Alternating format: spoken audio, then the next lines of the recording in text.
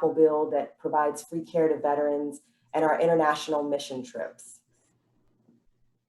Wonderful. Yeah, those are very exciting. And I'm excited to have you kind of talk more about those because I think everybody will find them interesting. Dr. Ansana, can you go ahead and introduce yourself to the group? Thank you, Dr. I. Oh, Dr. Ansana, I think you're on mute. There you go. Okay. All right. Can you hear me now? Yes. Okay. Hey, everyone. That was a tough one to follow. Dr. I's introduction is like. So I graduated from dental school in 2009. I graduated from Boston University. I joined Aspen as associate dentist and then became a lead dentist. And I relocated after a couple of years. And now I own 5 practices. Very good. And you're a mother of 2. Yes, I'm a mother. I have a very young family. I have a 3-month-old and a 5-year-old boys. Yeah, congratulations on the new member of the family. So thank you guys for joining us. I'm going to jump right in and start with some of the questions that we're getting from the group here. Dr. I, if you wouldn't mind, do you mind pulling your computer a little closer to you just so we can hear? Does it look like I'm far away? It might be a little easier to hear you that way. Thank you. So we're getting a lot of questions related to being a female and working in the dental industry. I want to start with one. What are some of the advantages of practicing with a DSO as a female dentist that you feel you wouldn't necessarily see working in a private practice? I'll go ahead and answer that. Is that okay? Mm-hmm. Yeah, please. So, working in a DSO, the biggest thing you get is a support and a flexibility and a network of amazing women dentists that are working in the same scenario. So when you say support, right, in a private practice, when you own a practice, you have to deal with everything: hiring, firing, payroll, billing, and all those things that you don't even have to think about when you work for Aspen. I mean, when you are partnering with Aspen, they take care of all that part, so you have more time to spend with your family. And when you leave your practice, you can leave that behind, come be with your family. And another, like, I have 2 young children, so flexibility for me is very important. And since in a private practice, maybe there are 1 or 2 dentists, we have so many dentists, so much resource. Say, for example, I can't work usual 8 to 5 settings. There's always someone else who can do that thing, and I can do my own hours. And that has helped me a lot, being a mom and being a dentist at the same time. And the third thing I love about Aspen is the woman network, the amount of women dentists we have, and they are all been there, done that. And if I have any questions, be regarding family, patient, a staff, I can always ask them. I can always have their perspective, and it's much easier to manage. So I think it's a win-win scenario to be a female dentist in a DSO like Aspen. That's great. That's a good point. I have heard other dentists say that the DSO model does help to take care of a lot of the back end business side of the practice in order to allow you to have that work-life balance. And Dr. I mean, you're a young woman, you travel the world, you have all these really interesting hobbies. You're a baker, you have your Instagram, on the side, you are into fitness. Can you talk a little bit about what Aspen has, how it's provided you that kind of work-life balance? I think what it has is it's helped to help me cultivate what my aspirations are. So I always tell people that it shouldn't be that dentistry defines you. You define your dentistry, and you bring your element of yourself into it. And I feel like I have been able to blossom in terms of who I am in Aspen because I have full autonomy as a clinician. And I have these opportunities afforded to me. And people are asking me, well, what do you think about this? And they're asking me about, what do you want out of your career? And they're actually helping to foster that. There's no way that I could be in this role without having that that level of support, like Dr. Ansana mentioned, and having people that are in my court rooting for me and believing in me, and not just myself, the over 1,100 doctors that we have. It's like, even though we have 1,100 doctors in the organization, the focus, all 800 plus people that are through the PSCs that are working avidly on behalf of these doctors are focusing on each individual. You have a place in the organization. You don't feel like you're drowned out by numbers of people, and there's easy accessibility to that support. So I feel like in that sense, it's laid down a strong foundation that it has afforded me a work-life balance. And to be quite frank, I think that it's even more inspirational for me too on a day-to-day basis because of the roles that I have in coaching doctors and working with them. And it's like allowing me to pay it forward because of the enriched experience that I had as an MCD and evolving into this role. That's great. Yeah, thank you. And actually, Dr. I, you touched on a point that I usually like to bring up anytime I'm talking with students. The conversation around autonomy with DSOs. I know it's something that a lot of students are intimidated by, this idea that you go into a DSO and you won't have autonomy, or they'll tell you how to treatment plan your patients. Can you guys talk a little bit about that? Oh yeah, definitely. Dr. Ansana, do you want to? Yeah, yeah. I mean, I don't know where this impression's coming from. I have talked to a couple of other dentists that have come to Aspen, like, I don't want to name names, but I've heard that you have to do 3 crowns a day, or you have to do certain number of certain things. In Aspen Dental, we don't have that kind of quotas, or you have to treatment plan certain things certain way. You have a complete autonomy on what you want to plan. Where all of us, like, if you have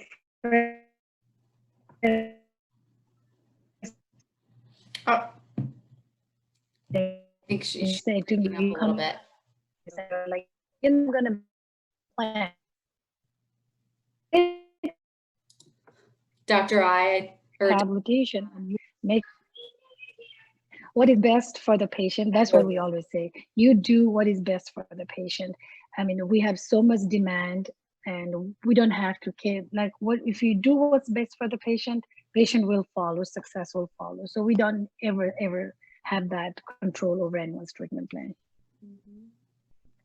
Thank you, Dr. Ansana. Dr. I, is there anything you want to add to that? Yeah, I can't even, Dr. Ansana has really done a good job of really expressing how you do have full autonomy. Like, there is a myth out there, and I think the key too for the students that are out there is to talk to doctors, talk to some of the doctors, aside from ourselves. I know you're asking us the questions, but talk to them about, how they go about with their treatment planning, and what that process is like from the patient experience, and if there's any questions about treatment plan, how is that handled? And what you'll find that consistently is that people are always coming to the doctor first because we own those treatment plans, and it's our license that's connected to that treatment plan. And most importantly, it's tied to that patient experience. So there's never any question about the treatment plans being undermined or things like that. And if there is someone that it does go rogue, and this is just me being fully transparent, if there's a team member that things may change or something like that, we get ahead of it because we know that the most important thing is that the doctors own the treatment plan. So, and sometimes that'll happen. It's whether it's in Aspen or outside of Aspen, but it's really good for the doctor to be aware of the process after they've completed their treatment plan, and it's going to the business manager or the office manager, and they're still checking to make sure everything is put in according to what they have prescribed for that treatment. So that's just a good best practice in general. Great, thank you. I am getting a few comments from the group that were just a little bit hard to hear. So we might need to speak up for some of the attendees so that they can hear us a little better. And I don't want to jump around, but I want to go back to the conversation of being a woman in dentistry? Because I'm getting a lot of questions from the group regarding that.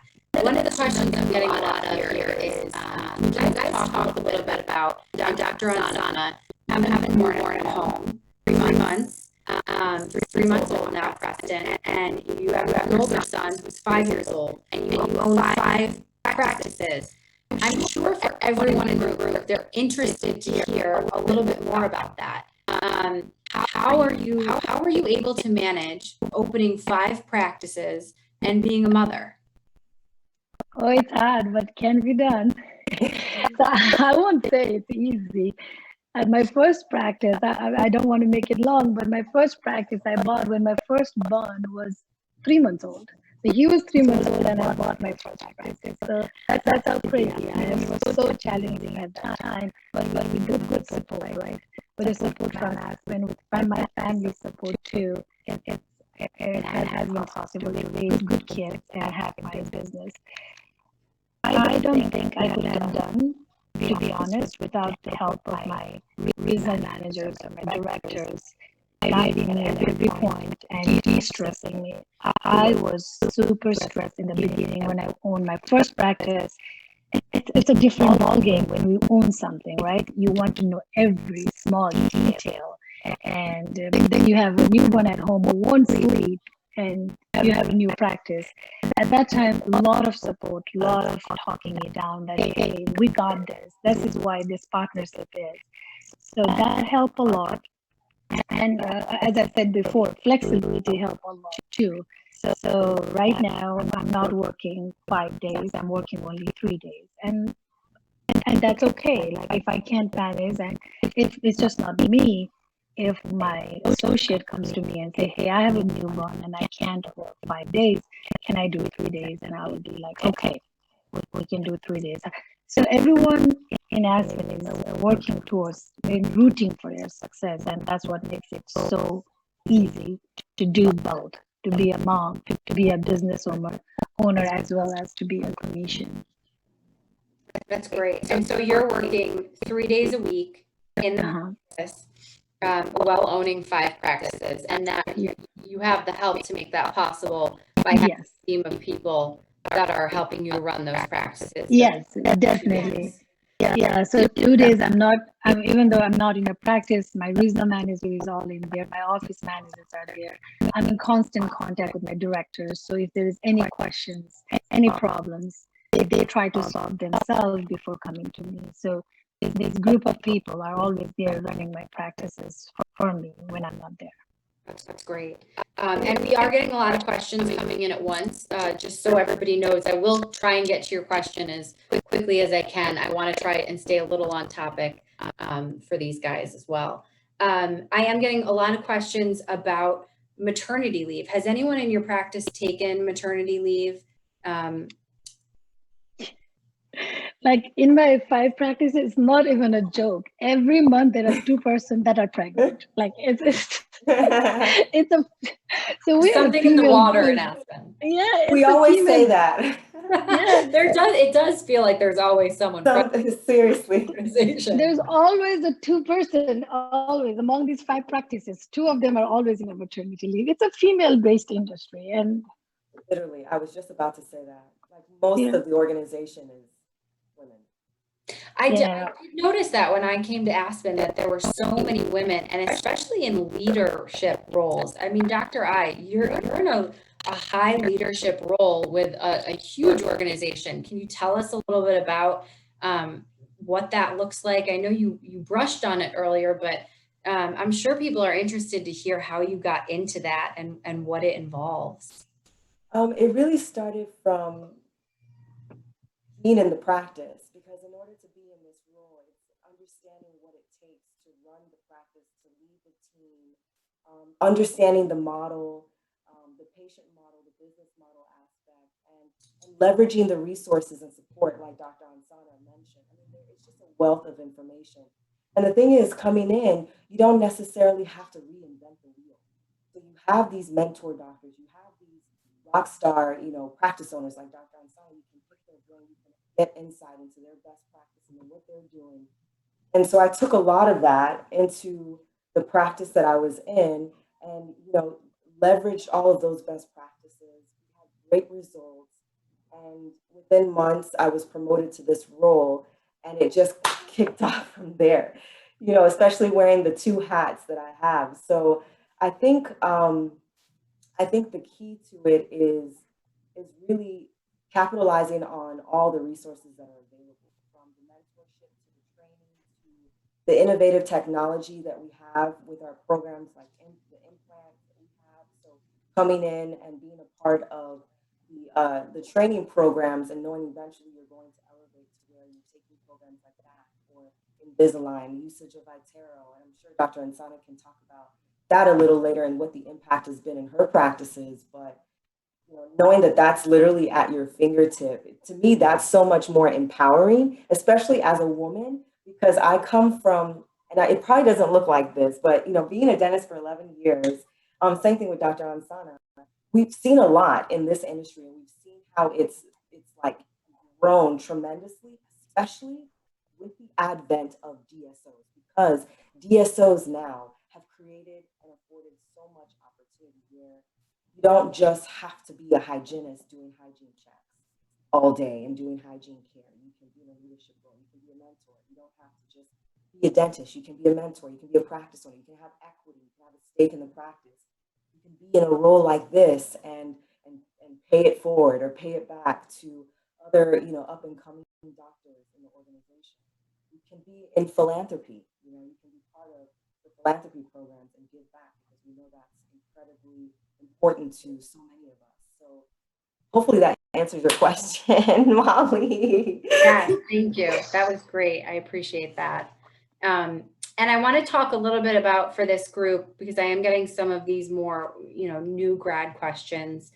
These are all dental students, and they're kind of feeling out what their options are after they graduate. And I think, one of the most common questions that I get, and one of the ones that I'm seeing here tonight, are questions related to the resources and the training programs that Aspen would provide to them in order to ensure that that transition from dental school into their first experience would feel like a supportive one, and one where they have all of the mentorship and help that they'll need. Mhm. Can you guys talk a little bit more? I know, on Dr. Ansana, you've worked as a mentor dentist. Yeah. Yeah. Can you talk a little bit about what that has looked like for some of your new graduates coming into your practice? So I'll start from the basics. So when you come into Aspen, the first month is so we do a very structured program. Thanks to Dr. I and Dr. Jazz, there is a first month of training program where we have a structure week by week training of a new dentist. We're not training basically in the clinical skills. We're just like, first week the dentist shadows the mentor doctor. Second week they will do one chair. Third week, so we basically gradually transition them into practice. And this, believe me, this is so important, because when I first graduated, we didn't have this. I went into a practice and they just gave me a patient. And in dental school, you do 3-hour long procedure. Every step you show it to your doctor. So those things are not there in real life. So that this is, I would say, this program is basically transitioning into a real life dentistry. That's what we're teaching our fresh grads. And this, within this month, every day you sit, after the day is over, you and your mentor and a mentee sit down and they discuss, what are the wins of today, what do you want to focus tomorrow, and all those things, right? And we go into the pace that you are comfortable with. Some of my fresh grads, they're like, you know what, I got this, tomorrow I want to do this. And I'm like, okay, let's do this. Some of them are, I'm still not comfortable, it's a week 2, but can I shadow you? And that's okay too. So 4 weeks of this program is one of the more, I think this is what separates Aspen from other DSOs too.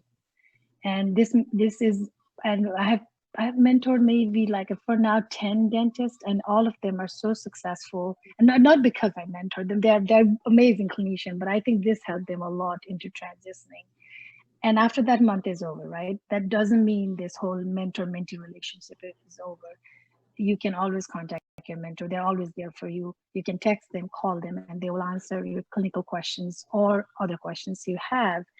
And in my offices, 3 months, 4 months into being Aspen Dental, we'll send you guys to a week-long ELS program, and that is an amazing program where you get introduced to other side of Aspen, how as like all the ADMI members, how the call center looks like, what are the support you have, and though that training happens. And through after that, we come and reevaluate what's your interest, like where do you see yourself, how do you want to grow as a clinician.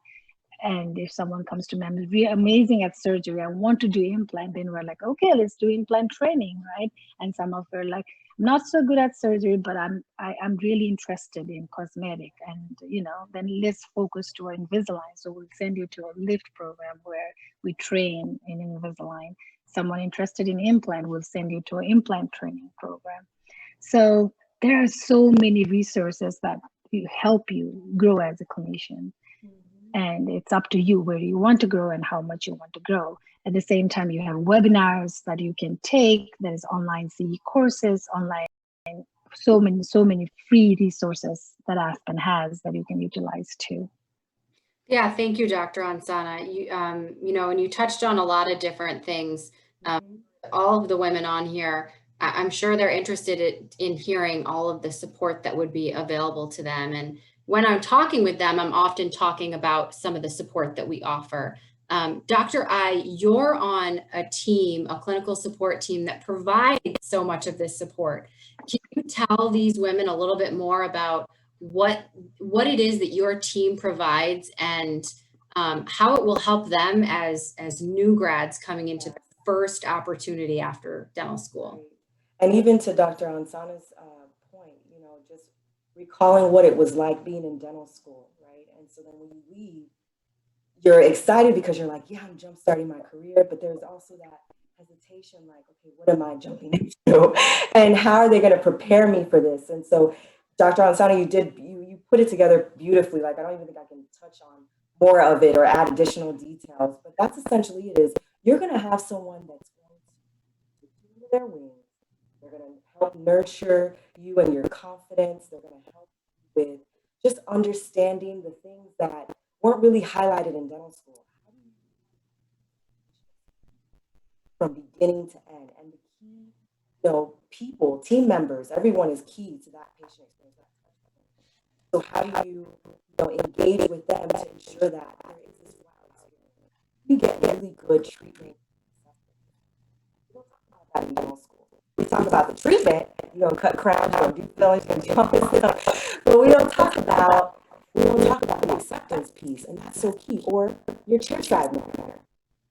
Do we talk about that in dental school? We don't really go through that. Maybe some of you in your programs, they have touched on it just a little bit, but there's so much more to learn, and there's so much to grow from that. So having a doctor that's shoulder to shoulder with you, that can walk you through, you can shadow them, you can pick their brain, but there's also this tell, show, do component to it. They lay down the groundwork, and then you follow suit, and they're easing you into the schedule, but they're giving you feedback, so you never feel like you're alone. And even when you finish your 4 weeks, it doesn't stop there. There's going to be someone who's going to pick up where that mentor doctor, who I consider to be your forever mentor, because they're going to have an impression on you, and it's going to be a lasting impression, because they're the first person that you're going to have this level of, I guess, called dental intimacy with, for that time, for 4 weeks, potentially even longer.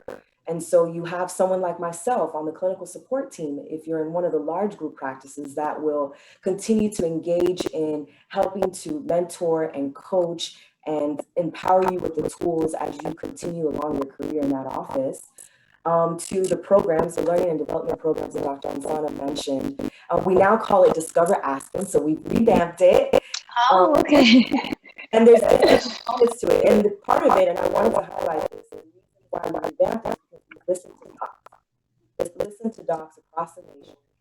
Think tanks, we had doctor focus groups to talk about what we needed to do to re-engineer these programs so that the doctors felt like they were exposed to who we are, and they were exposed to these resources earlier on versus the 4 to 6 months. So now we have them coming in as soon as they come to Aspen with their onboarding. They're going to onboard with us first before they go to their 4-week training. So they're going to get to see Bob, the CEO, Dr. Judge, the CCO, the CEO of all the C-suites, the clinical team will be there.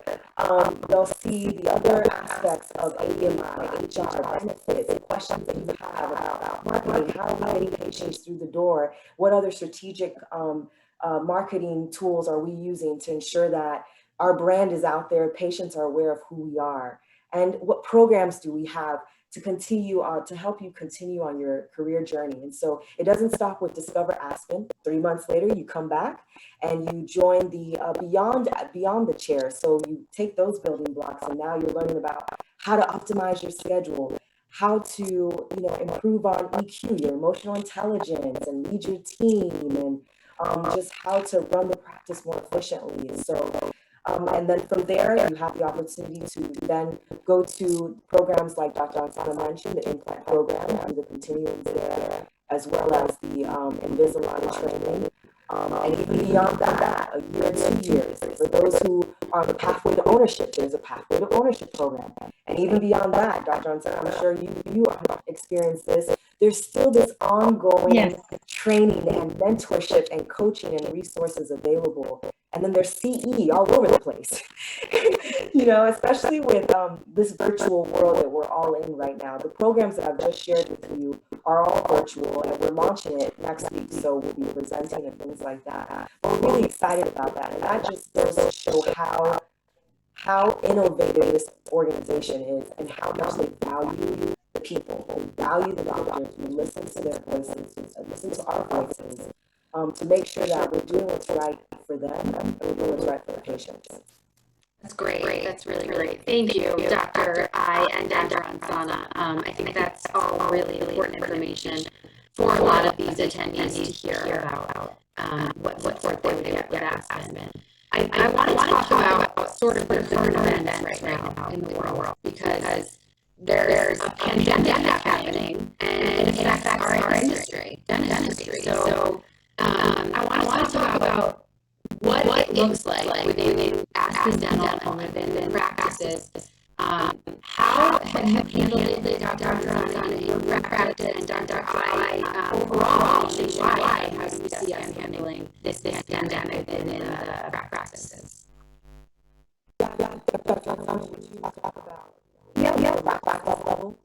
Yep.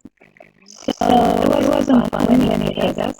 I still remember the day when it was announced that no elective procedures, right? That was the first hit that it happened in March, and I was 38 weeks pregnant, still working, and that happened.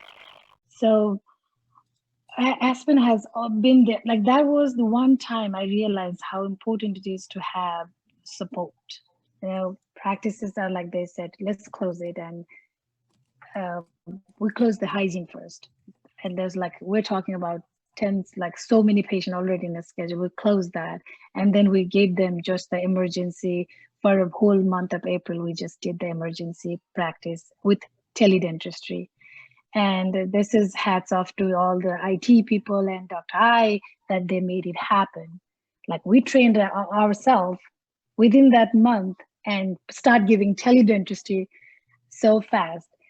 So did Dr. I's team reach out to you and walk you guys through the teledentistry? Yeah, we had the whole training, it's a virtual training. We are in virtual training. They send us computers, they trained us virtually, and here we are doing teledentistry. I mean, it happens so fast. And that's one thing amazing, is we have so much resource and group of people that can make things happen. And when we came back in end of April, okay, the lockdowns, Georgia is the first state, I think one of the first state that said, go ahead, do whatever, let's normalize this, right? So when we came back, the PPE, those masks and gowns, those were hard to come by. And I'm in a group called Dentists Against Coronavirus, and I see all of these dentists posting how hard it is for them to get a PPE. And for me, it wasn't that problem. The PPE was right there. When I opened my office, there were gowns and gloves and all those things that are needed to see an N95 mask. It's like a myth. N95 mask was a myth. You couldn't find it. And Right. here, so they supplied us with the boxes of N95 masks. They provide us a place where you go and do this check, and all those things that happened so fast, and so organized too. It wasn't a chaos. The information has been passed through beautifully, and we opened. Everything is changed now. The way we practice dentistry changed. Everything has completely changed, but we're doing it, and it's business. It's not business as usual, but we're seeing patient. We're taking care of our patient in this new normal. And thanks to Aspen, thanks to ADMI and all your support, it hasn't been that bad. I talk to my friends who don't know, like even applying for the loan, the PPP loan, right? Most of them were clueless. And for us, it was like the specialized people went through, combed that document page by page to guide us. Hey, this is what you do, and this is what needs to be done for this loan. So I'm really thankful for that. And if I could Great. add, if I could Yeah. add to that, you know, that just goes back to like empowering the doctors with the tools and the resources they need. I have colleagues now that they're still struggling. You know, many of them, like Dr. Ansana said, they don't have the PPP. But what I will say, because I have visited offices, while travel has been limited for us on the clinical team, I've been traveling here in Chicago, where outside of Chicago, where I'm based, and it's really just you're doing dentistry and you're following the guidelines and the protocols and things like that. And Aspen or ADMI has made it a point to leverage our vendor partners. And that's why we were able to have access to some of the hot commodity items like masks and shields and gowns, where most other traditional private practitioners could not get their hands on it. And it's because we leveraged those partnerships. So when they focused on who they were going to ship these items out, and through the formula not put as many red tape or restrictions on, they went for the top DSOs, and ADMI, Aspen Dental is, you know, one of them. So that's where doctors were able to have those types of tools. But in the practices, it's just an extra layer of protection, but we're still doing the same thing. We're still doing dentistry. Maybe we limit the number of patients we're seeing in a given time frame and make sure that we're 6 feet apart and taking temperature and making sure that we're preparing the patients before they come for their visits and stuff like that. But it's just the extra layer of protection. We're always protecting ourselves and the patients. Did you train all of the dental practices in the teledentistry? All of the dental practices had access to that information. So that's great. So, yes. So that's something that they all learned. Yes. Well, yes. Okay, that's great. We were always getting updates. So it wasn't like there was information sent out and then a month later there was an update. It was like, as the information is coming from the dental boards all over the United States, like how do you calibrate that? As the information is coming out from the ADA, because we have a strong partnership with ADA, we can get a lot of this insider scoop. I kind of liken it to, you come into this type of organization, you are VIP automatically. So you're gonna get the inside scoop. You're gonna be first in line. You know, you're gonna get that royal treatment. You're gonna be taken care of, and you're gonna know that there's always people, there's always an entity that has your back. That's great. I want to jump back because I did get a few questions regarding the training, which I knew, you know, people would be interested in knowing a little bit more about that. Dr. I, you may be able to answer this for us. Yeah. Dentists during their training, when they come on with Aspen as a new dentist, will they be paid during the time of training? Yes. Yes. Yes, you will be.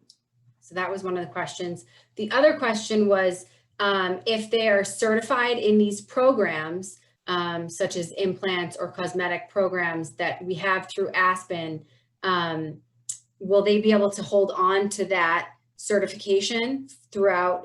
Is that just for them, or is it related to their time in Aspen?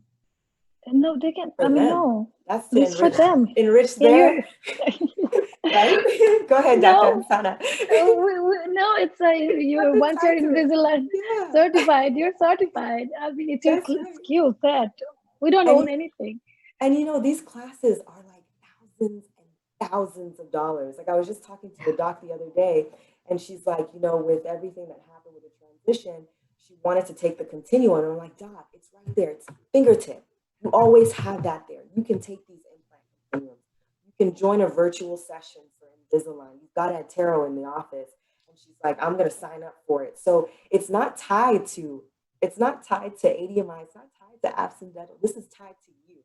So as soon as you take these courses, it's tied to your license, and it's for you to enrich your growth and enrich your career. And that's the benefit of it.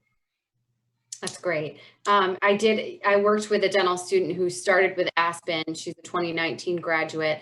And it was within her first 6 months that she was trained in Invisalign. So that was really exciting, you know, to have your training and to be up and running, and then to be able to start doing Invisalign and working with that, I think is really exciting and not something you always get to do in every opportunity. So that's really cool.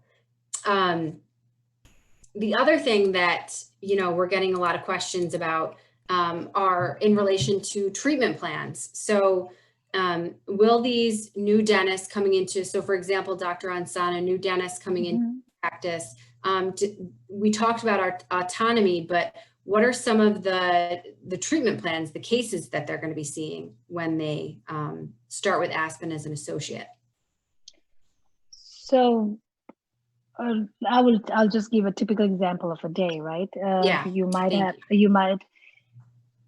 When I first start my associate dentist, I usually want to see what their caliber is. So we sit down and I show them the x-ray before going into the room and ask them what their opinion is. What do they think?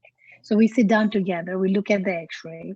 The first few patients could be, like in Aspen Dental, you see every kind of patient there is. There could be a patient who just need a prophylactic cleaning, couple of peeling, Invisalign treatment. The second patient could be completely different. Like, you know, we do see a lot of patients that have not been to dentists for years and years, who have neglected their mouth, right? So the second patient could be extractions and denture.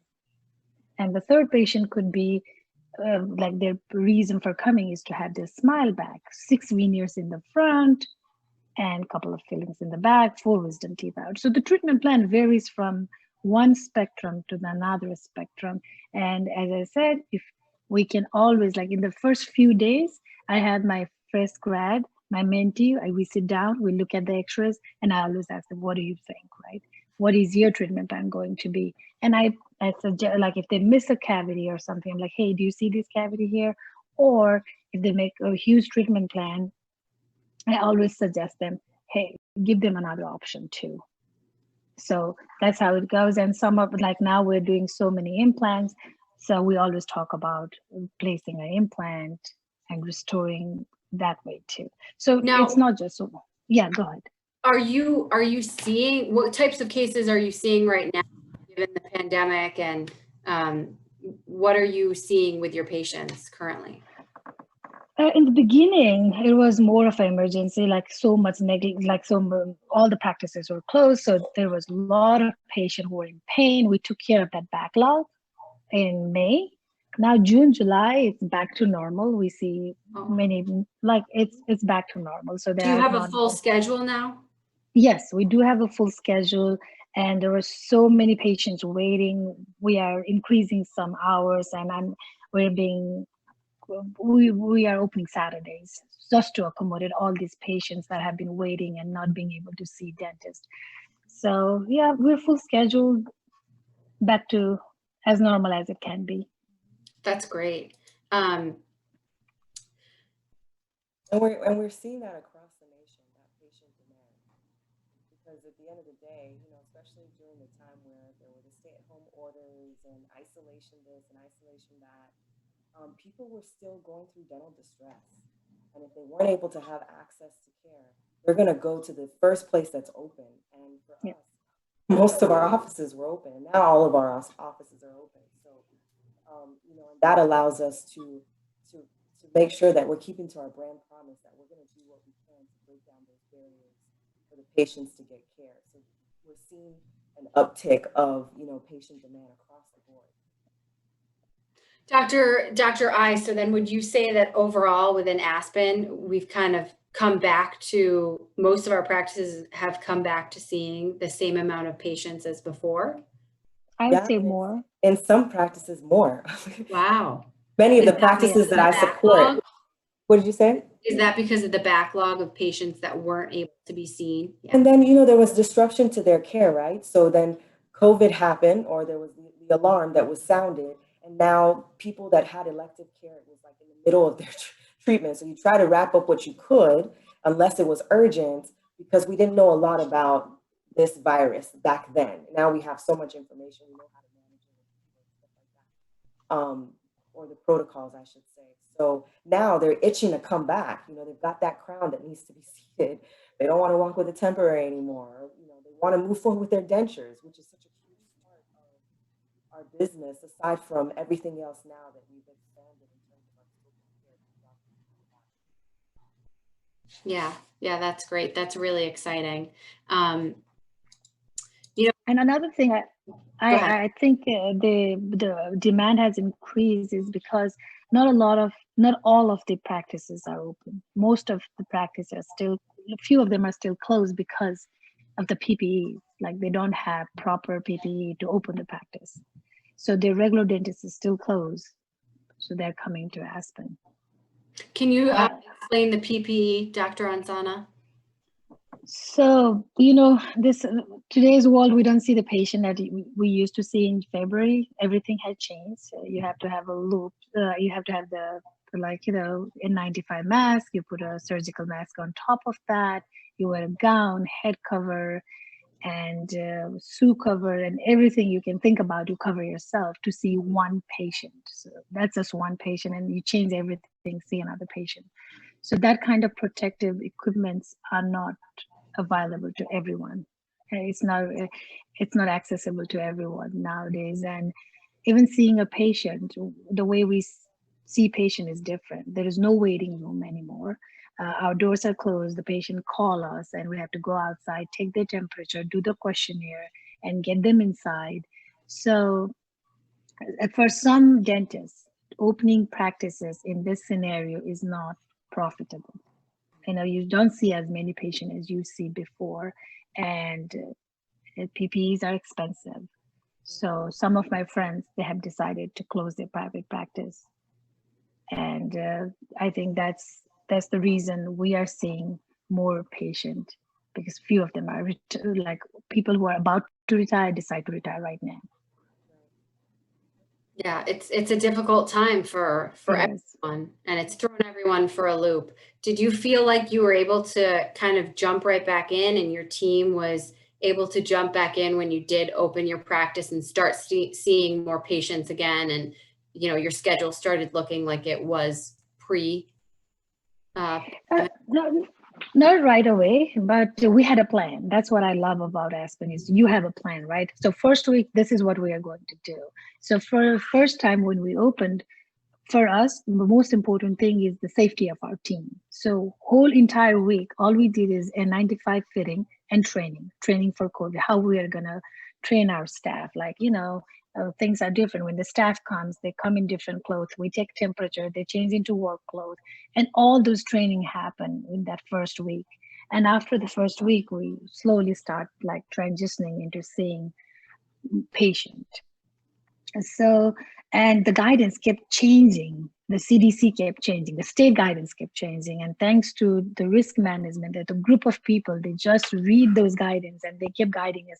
Hey, this changed in your state. This is what you need to do. Now this changed in your state. So first month, I would say, was a transitional period. And after that, we all knew what we were doing. And now it's like smooth. Nobody even like for first few days, we were like, oh, so we have to go get the patient outside. Okay. Now it's like smooth. We all know how to do this. Yeah, and I've visited one of your practices before, and I've seen your team, and they have a really great culture in the practice that I saw. So it's nice to hear that everybody was able to kind of come back, and even though you're thrown for some loops, it's nice to have that plan. And knowing you're organized, so I can imagine you had a plan right off the bat. Yes. Now, we only have a few more minutes, so I do want to kind of end with a few feel-good questions, I guess. I want to ask you guys a little bit about who it is that inspires you. You have you're two successful women, you've had these wonderful careers. Who inspires you, whether it's someone within, that you work with, or someone that we all might know that's famous? Who do you kind of look up to? I would say it's my mom. Oh, I was gonna say same. So I'm first generation Nigerian. My mom and dad emigrated here just right before I was born. And she came here with just a high school degree.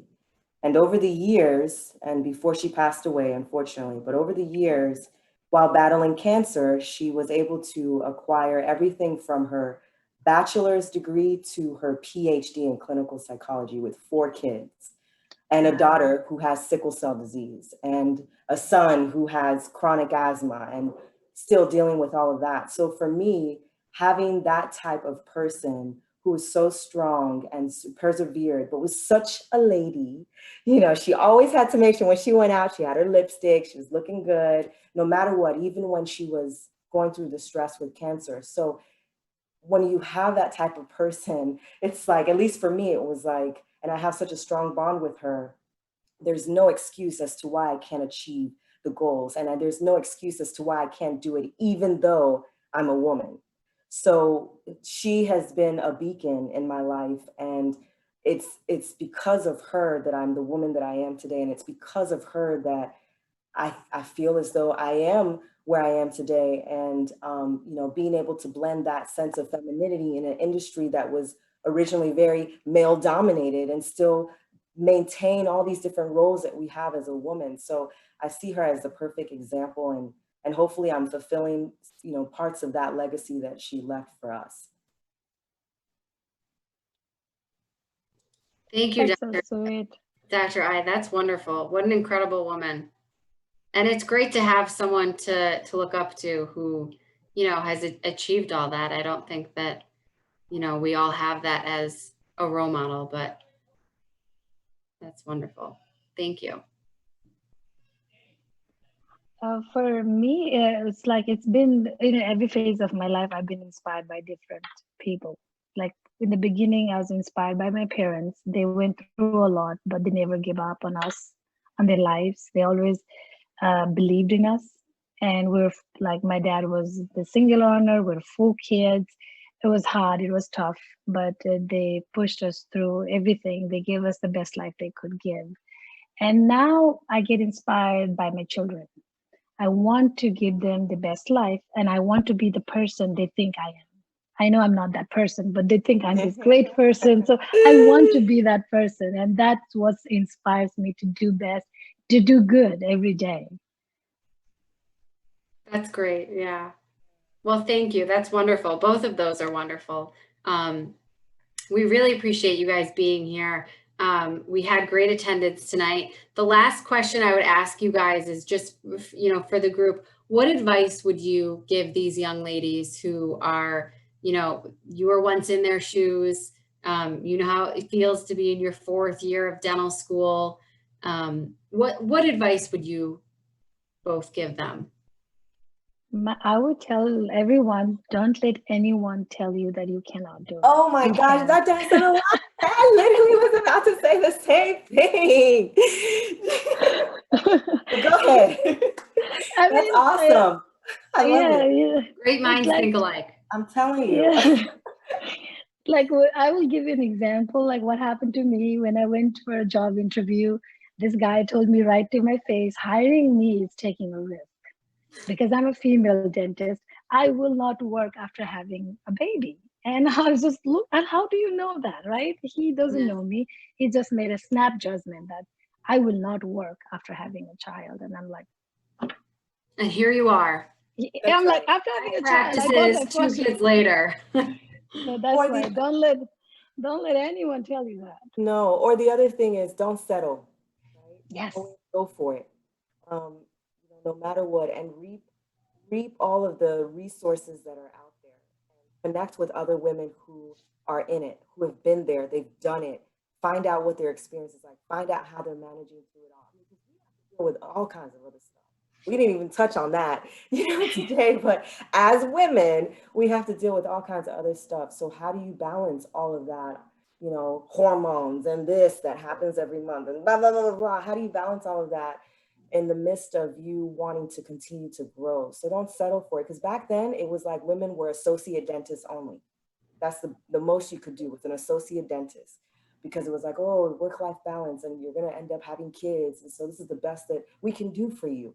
Now there's none of that. I mean, you can be whatever it is that you want to be. So if you want to be the best associate, there's opportunity. You want to be the best lead dentist or practice owner, there's opportunity, especially in an organization like this where women can go beyond, that level and now get into these leadership roles or mentorship roles or be practice owners. I mean, Dr. Ansana, big ups to you, 5 offices. That wouldn't be done back in the day, not from our time and beyond that. That wouldn't be done back in the day. So these are the women that are paving the way for you all that are up and coming. Yeah, that's great. That's great advice for this group. And thank you guys for joining us tonight. It really was wonderful to hear from both of you. I think you answered every question that we had wonderfully. You gave us all a great amount of information. And it was just good to hear from successful women within this field. I think it was helpful for everybody that joined. So thank you. Thank you so much, Molly. Thank you. And if anyone from the group has any questions which we didn't get to or wants any further information, please feel free to reach out to me. I can get in touch with these docs and help them answer any questions that you have. And yeah, anything else you guys want to add before we send off? I mean, whether you join Aspen or not, if you need any advice, if you have our contact information, you can always reach out to us and we'll help guide you whichever career you want to take as much as we can. That's great. That's very true. Yes, we will. No matter what path you choose, we are always here to help and support and do what we can for you guys in your careers. Well, thank you. All right, I'm gonna call it a night. I hope you guys enjoyed this as much as we did, and enjoy your evenings. Thank you guys for joining us. Good night. Thank you. Bye.